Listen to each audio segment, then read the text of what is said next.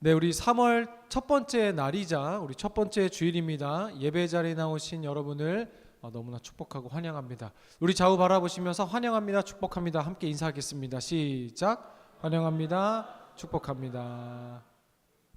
혹시 저게 그 에어컨인가요? 저 켜져 있는데 꺼야 될 거 그죠? 네, 꺼주세요. 역시 청춘들이네요. 오늘 3월부터 바로 에어컨을 어쩐지 좀 바람이 저만 약간 그 추운 것 같아서 자존심 상해서 얘기 안 했는데 약간 뼈 시린 분들 계시고 있었죠? 네. 우리 벌써 또 3월 첫째 날이자 첫 번째 주일입니다. 우리 또 새 학기가 시작되고 또 뭔가 새로운 계절, 여러분 또 새로운 시작 가운데 있으신 여러분을 다시 한번 응원하고 또 기도합니다. 우리 오늘 함께 나눌 말씀은 민수기 우리 7장의 말씀입니다. 민수기 7장은 또 알아두면 깨야 할 지식, 성경에서 가장 긴 장 중에 하나입니다. 몇 절로 되어 있었죠? 89절까지 되어 있습니다. 그래서 우리 성경 읽기가 보통 2장, 3장 이렇게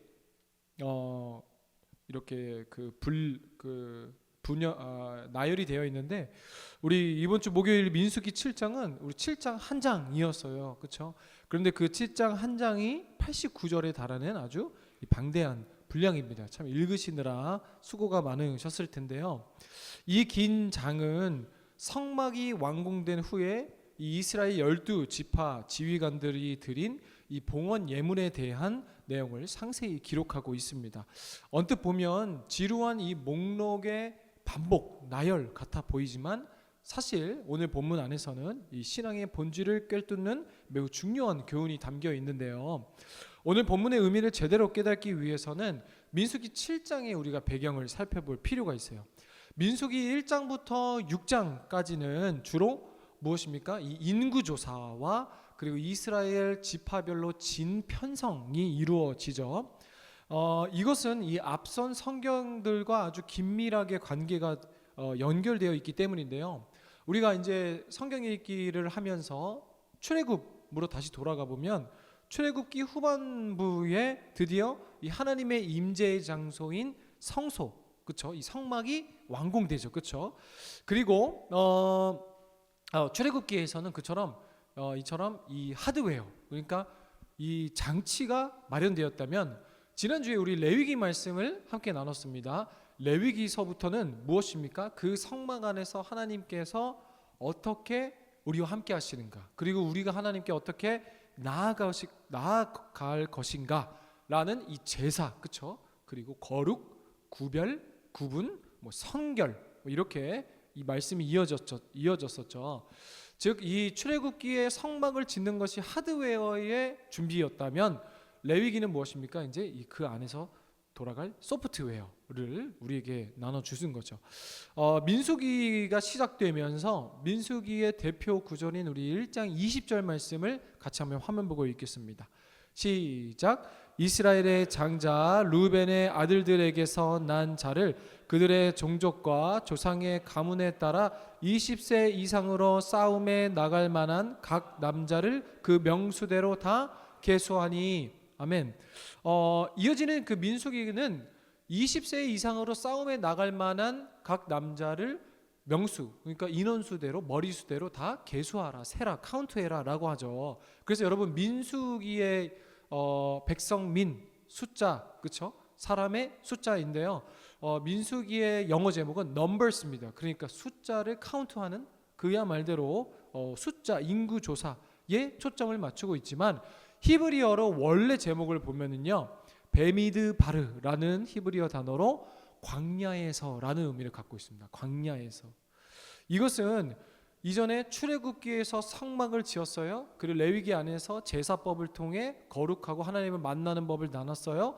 그리고 민수기를 통해 이제 그 광야에서 이제 무엇입니까?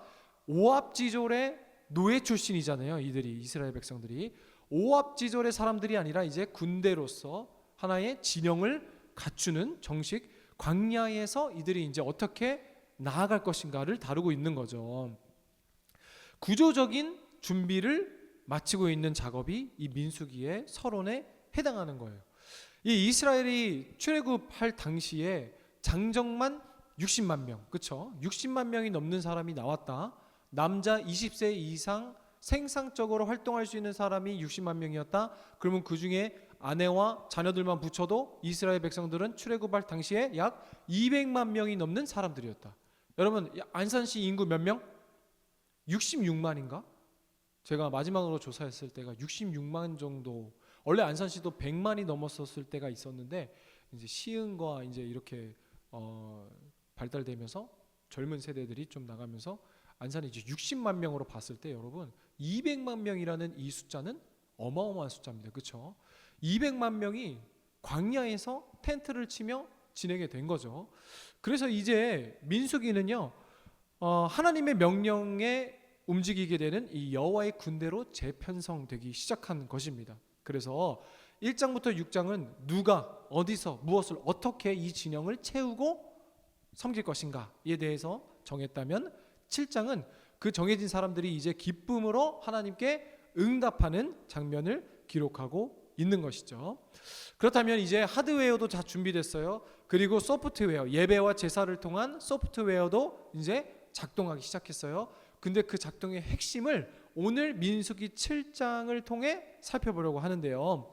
오늘 7장의 말씀을 보면은요, 성경 전체를 통틀어서 아주 눈에 띄는 특정한 단어가 아주 압도적으로 반복되는 것을 발견할 수 있습니다. 그 단어가 뭐냐면요, 예물 혹은 헌물이라는 단어입니다.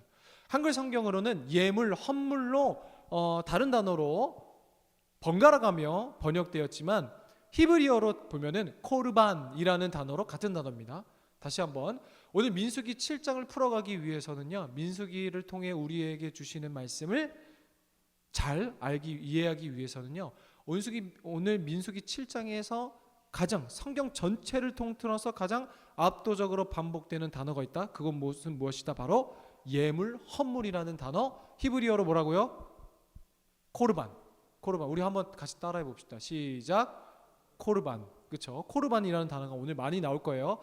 제가 히브리어로 코르반 했다고 뭐 이렇게 헤매지 마시고, 코르반 무슨 단어라고요? 한글로 예물, 헌물. 그렇죠? 예물이라는 단어입니다. 그 민수기 7장에서만 이 예물이라는 코르반이라는 히브리어가 몇 번 사용됐을까요? 80회 이상입니다. 80회 이상. 엄청 많죠. 민수기 7장이 89절까지 있다 그랬어요. 그럼 80회 이상은 뭐예요? 거의 각 한 절마다 쓰였다고 해도 과언이 아니다. 근데 여러분, 그럼 여러분 예물이 뭐예요? 예물. 우리가 예물이라고 딱 들었을 때 오늘 예물이라고 우리가 2025년 6년이죠.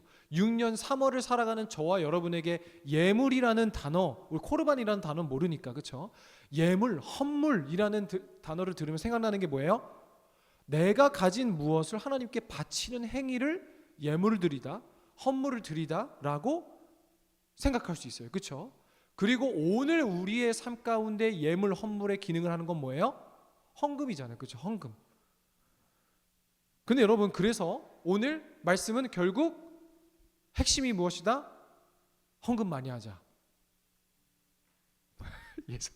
누가 저를 빤히 쳐다보다가, 자, 이제 말씀 끝났으니까 집에 가면 될까요? 근데 여러분, 오늘 말씀은요, 예물을 하나님께 드려서 그 하나님이 진영 가운데 함께 하시면 그 핵심의 내용이 우리가 결국 헌금을 많이 하자라는 단순한 의미로 끝나지 않아요.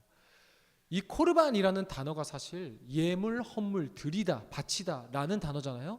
근데 이 단어의 어근이 어디서 시작하냐면요, 카라브라는 단어로, 이 단어의 뜻은 뭐냐면요, 가까이 하다라는 뜻이에요. 완전 유추가 안 되는 단어죠. 다시 한번, 코르반이라는 예물, 헌물이라는 단어의 어근, 그러니까 이 단어가 어디서 파생되었냐, 카라브라는 가까이 하다라는 단어에서 파생되었다는 거예요. 그럼 정리하면 뭐냐면요, 히브리어 코르반, 하나님께 예물을 드리는 것이 뭐라는 거예요? 하나님을 가까이 하는 거래요. 자, 한 번 더. 그럼 오늘 헌금을 드리는 것이 하나님을 가까이 하는 것이다. 또 목사가 목사한다라고 얘기할 수 있겠죠, 그렇죠? 근데 여러분, 우리가 설교, 수많은 설교와 막 수련의 주제와 그리고 여러 성경 말씀들을 통해서 도대체 하나님을 가까이함이 무엇인가? 여러분 이것에 대해 궁금한 적 있죠, 그렇죠? 도대체 내가 하나님을 사랑하고 하나님이 나를 사랑하시고 살피시고 보살피신다는데 하나님이 나와 함께 하신다는 게 뭐지? 그리고 하나님이 나를 가까이하고 내가 하나님을 가까이 한다는 게 뭐지? 그냥 성경 말씀을 많이 읽으면 되는 건가? 아니면은 찬양을 많이 드리면 되는 건가? 아니면 뭔가 나의 생각을 계속 하나님께 고정시키면 하나님을 가까이 하는 건가? 다 맞아요, 그렇죠? 그런데 오늘 성경 말씀은요, 우리가 그토록 궁금해하던 하나님을 우리가 가까이 한다라는 게 무엇인지에 대해서 정의해주고 있는 거예요. 그게 뭐라고요? 예물을 드리는 거래요. 예물을, 헌금을 드리는 거래요, 여러분. 그래서 여러분 다시 한번 오늘 말씀의 교훈은요, 헌금을 많이 하라, 그럼 모든 시간을 교회에서 보내라 라고 마치는 것은 아니라 그랬죠. 이 개념, 여러분 우리의 개념으로는 좀 이해가 안 돼요. 그래서 이 히브리적 사고로 접근을 해야 됩니다. 어떻게 헌금을 드리는 것이 하나님을 가까이 하는 것이지?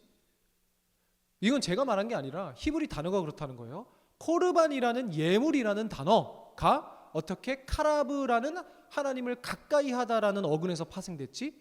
라는 거를 우리 한글로는 유추할 수 없어요. 접근할 수가 없어요. 그렇죠?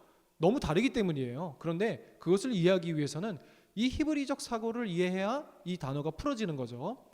히브리적 사고에서는 근데 이미 우리가 다 아는 사실입니다. 재물, 예물은 그 드리는 사람과 동일시됩니다. 다시 한번 히브리적 사고에서는 재물과 예물을 그 드리는 사람과 동일시돼요. 그렇죠? 근데 이건 새로운 개념이 아니에요. 우리가 레위기와 여러 구약의 이 율법, 율례, 규율들을 나누면서 말씀을 나눴었죠. 여러분 레위기 말씀 기억해요? 제사법, 우리가 소제, 번제, 화목제 이거 말씀 나누면서 그 예물, 그 제사에 예를 들어 양을 준비한다? 그럼 그 양을 제사장, 목사님이 준비한다? 아니었죠. 그렇죠? 누가 준비하는 거였어요? 예배자. 그렇죠? 죄 지은 사람이 만약에 번제라고 친다면 나의 죄를 어떻게 해요? 그 짐승에게 전가합니다. 그렇죠? 이게 이 개념이에요.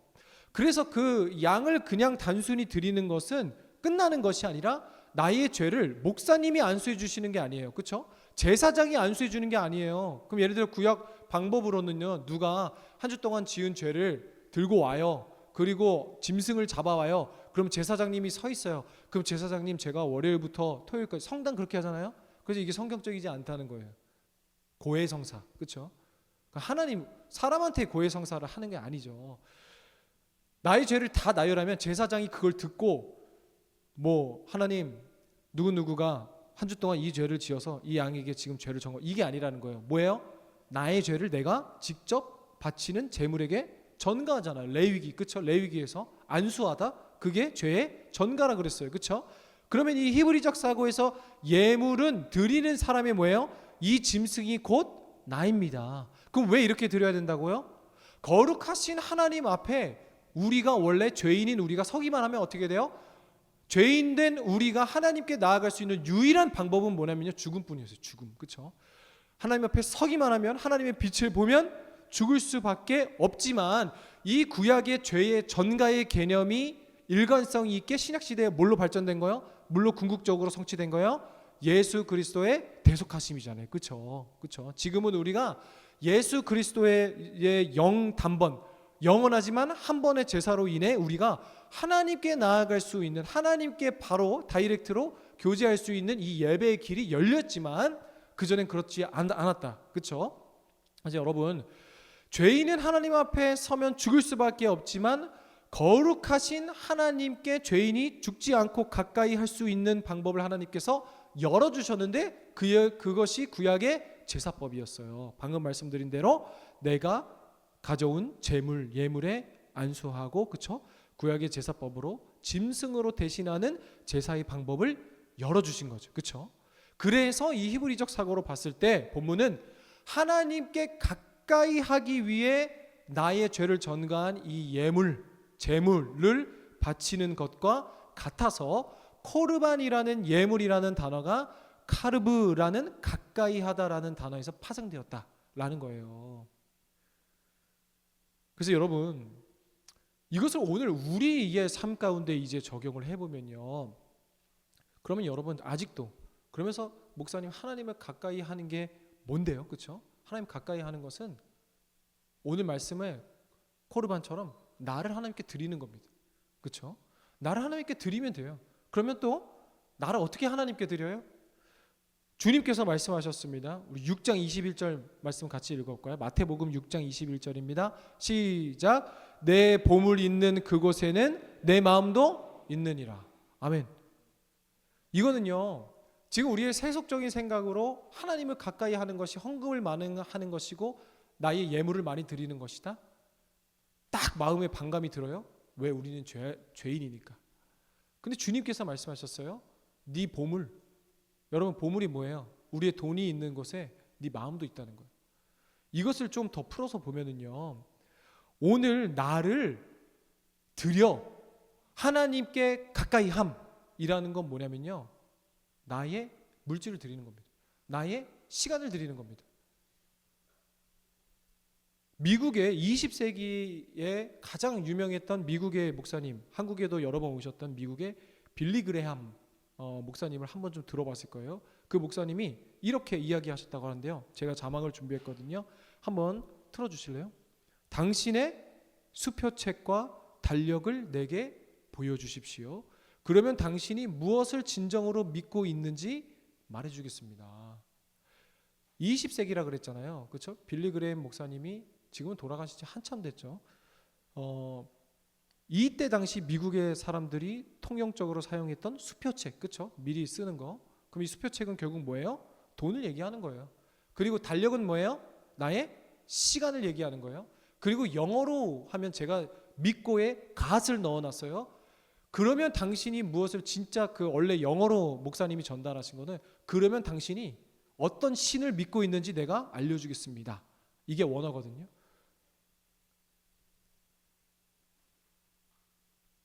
여러분, 우리의 돈이 어디로 흘러가고 있는지 또 우리의 시간이 어디에 우선적으로 쓰이고 있는지에 따라 진짜 내가 섬기는 신이 누군지가 드러나요. 그렇죠?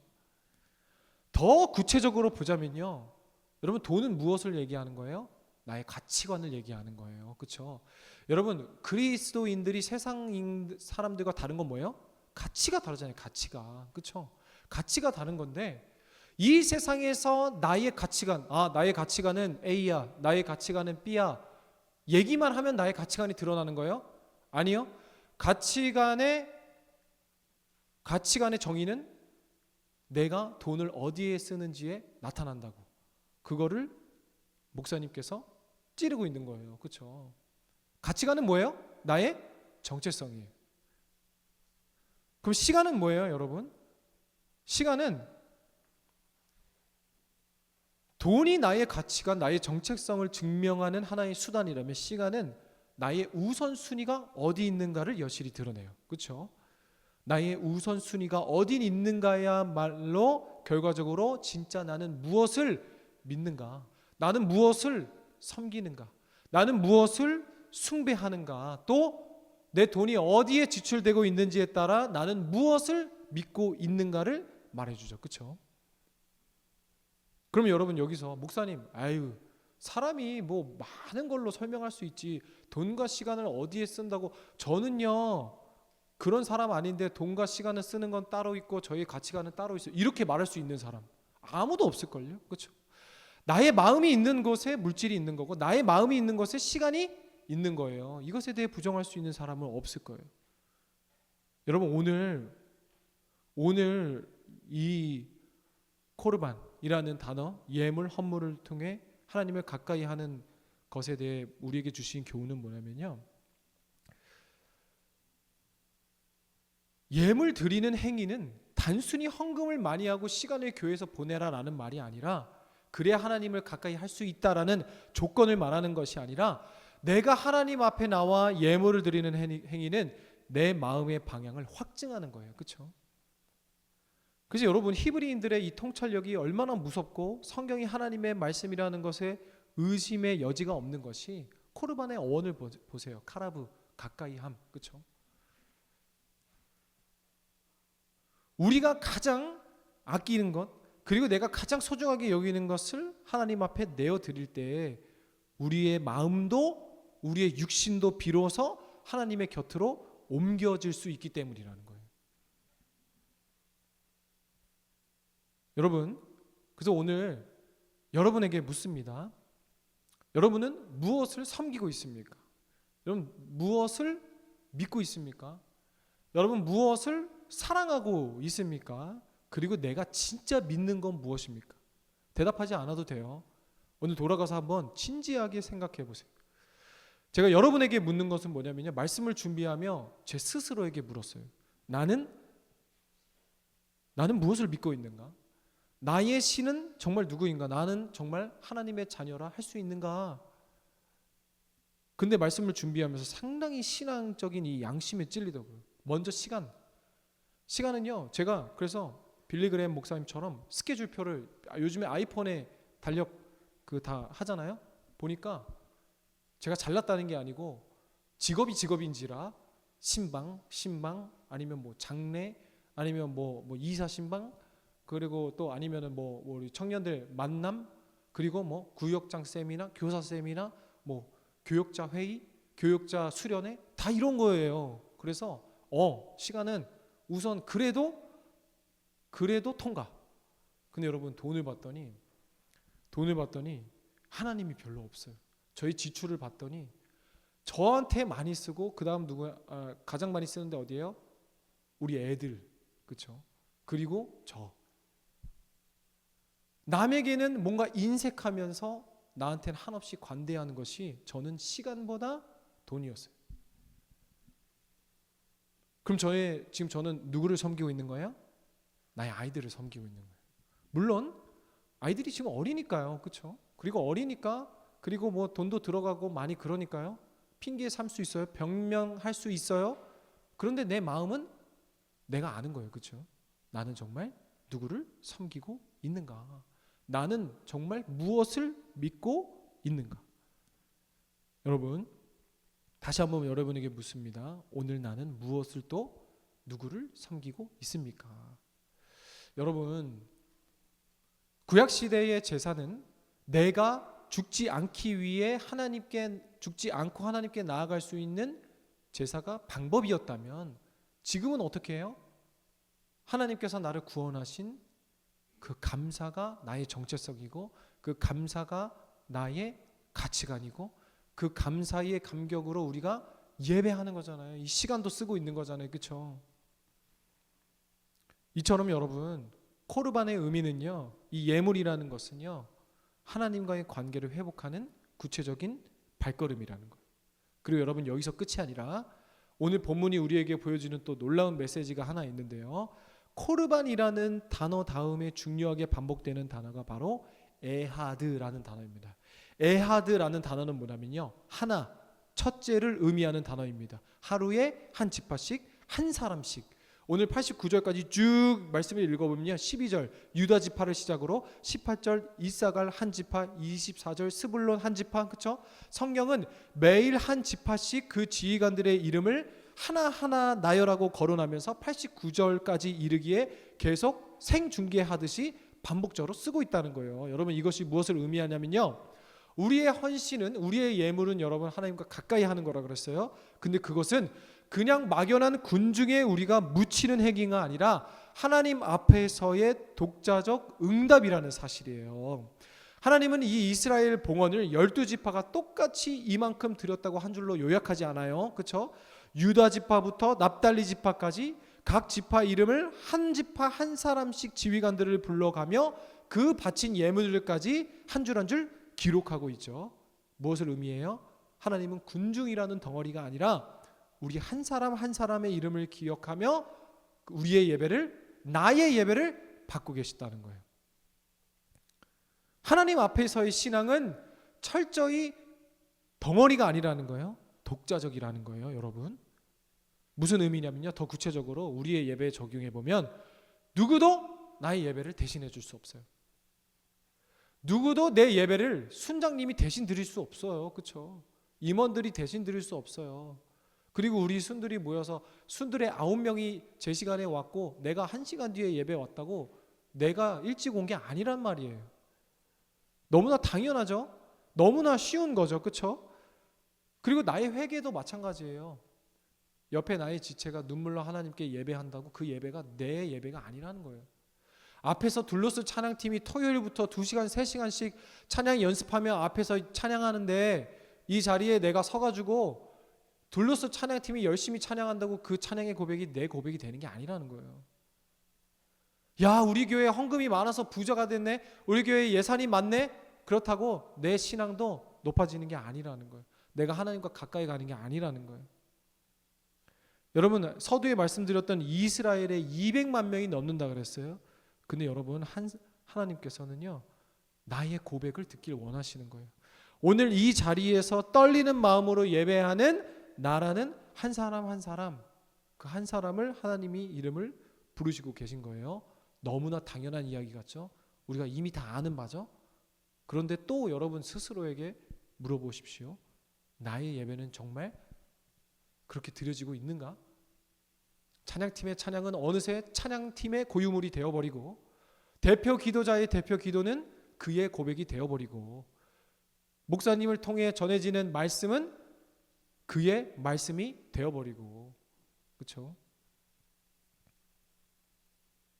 그래서 여러분, 전심으로 찬양하고요, 온 마음 다해 찬양하고, 앞에서 대표 기도자가 기도로 준비한 기도에 더욱 깊이 묵상하고요, 함께 그의 고백이 나의 고백이 되게 하며, 말씀을 준비하는 건 저이지만 그 선포되어지는 말씀을 통해 내가 오늘도 하나님, 나의 물질과 시간을 하나님께 드려보겠노라 고백하는 것이 저와 여러분 각 개인의 신앙 안에서 스며들어야 된다는 거죠. 그리고 여러분, 그런데 그럼 목사님, 우리 표어가 함께 지어져 가면 아닙니까? 왜 함께 지어져 가는 건 또 뭐고 각계 전투라는 건 또 무엇입니까? 근데 여러분, 오늘 12지파가 각기 다른 날 예물을 드렸고 예물 드린 품목도 다 다르지만 여러분, 하나님 앞에서는 큰 집 하나 작은 집 하나 동일한 책임의 권리, 그렇죠? 고유한 권리를 가졌다는 것을 또 말씀을 통해 알 수 있어요. 그리고 이들이 함께 성막을 온전히, 이들이 모든 품목이 함께 합쳐졌을 때 비로소 성막이 온전히 가동될 수 있었던 것처럼 하나님께서 원하셨던 진짜 이 영적 균형을 오늘 민수기 7장에서 잘 잡아가고 있는 거죠. 사랑하는 여러분, 오늘 말씀을 정리합니다. 우리 민수기 7장 우리에게 주시는 교훈은 명확합니다. 헌신은 나라는 한 사람이 하나님 앞에 독자적으로 개별적인 고백인 동시에 우리 공동체 전체가 하나의 마음으로 하나님을 향해 나아가는 것, 그렇죠? 그리고 오늘도 군중송에 숨지 않고 저 사람의 예배가 나의 예배가 되는 것이 아니라 한 사람의 예배자로 서 있는 우리와 대화하기를 원하시는 줄 믿습니다. 또 나의 마음을 다해, 그렇죠? 나의 물질과 나의 시간을 다해 하나님을 신뢰하는 마음으로 하나님을 가까이 함이 복이라 라는 그 은혜를 이번 한 주 여러분의 모든 삶 가운데 또 누리며 나아가길 주님의 이름으로 축복합니다. 우리 함께 찬양합시다. 우리 주님 마음 내게 해주소서. 우리 함께 찬양하고 오늘 받은 말씀 기억하며 함께 기도하겠습니다.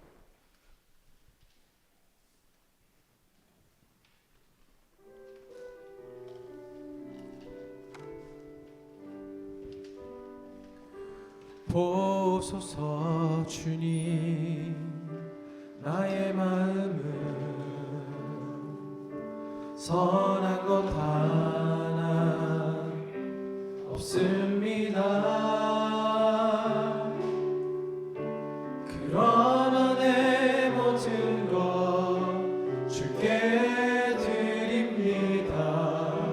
사랑으로 안으시고 날 새롭게 하소서. 보소서 주님, 나의 마음은 선한 것 하나 없습니다. 그러나 내 모든 것 주께 드립니다. 사랑으로 안으시고 날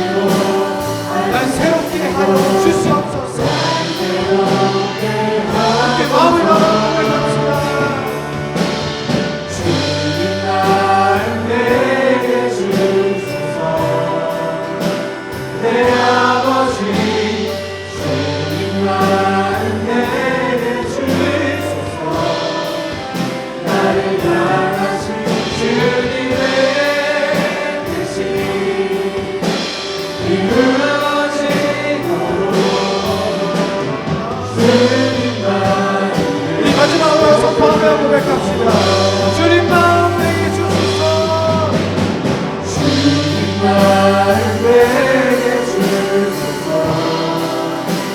내 아버지 주님만 내게 주소서. 나의 만나신 주님의 뜻이 이루어지도록 주님만 내게 주소서. 우리 시간 다 함께 받은 말씀 기억하며 기도하기를 소망합니다. 우리의 물질과 시간이 흐르는 곳에 우리의 마음이 있었음을 이 시간 정직하게 고백합시다. 우리 각자의 물질과 시간을 하나님 앞에 정직하게 또 올려드립시다. 멀어졌던 하나님과의 거리를 코르반 예물의 정신으로 다시 좁히기를 원합니다. 또한 군중 속에 숨어있지 않고 하나님 앞에 우리 개개인의 독단 자로 서서 나의 고백과 나의 예배를 주님께서 받으시는 줄을 이 시간 고백하며 믿습니다 라는 고백으로 우리 주님 이름 한번 크게 부르짖고 함께 기도하겠습니다. 주여! 사랑의 하나님, 우리의 물질과 시간이 흐르는 곳에 우리의 마음이 있었음을 고백합니다. 우리 각자의 물질과 시간을 하나님 앞에 정직하게 올려드립니다. 멀어졌던 하나님과의 거리를 코르반 예물 정신으로 다시 좁히기를 원합니다. 아버지 하나님, 주님께서 이루어 주시옵소서. 주님, 나의 시간과 물질이 있는 곳에 나의 마음이 있었음을 정직하게 고백하며 회개합니다.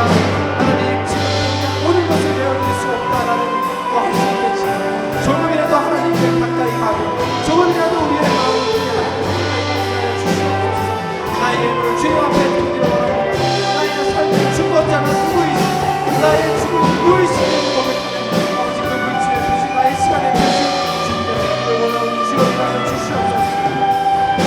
오늘 말씀을 통해 우리의 헌신이 단순히 물건을 마시는 의미가 아니라 주님께 더 가까이 나아가는 통님을 그렇게 하시니 감사합니다.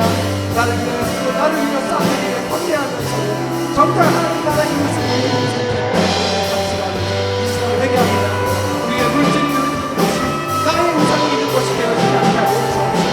우리의 시간이 머무는 것이 오직 주님을 향한 예배 자리가 되게 하여 주시옵소서. 실질적인 헌신과 실질적인 하나님의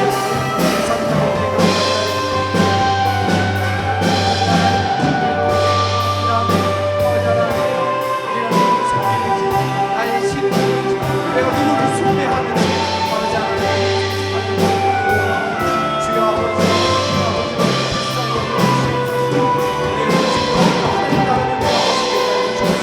우리의 시간이 더욱더 하나님의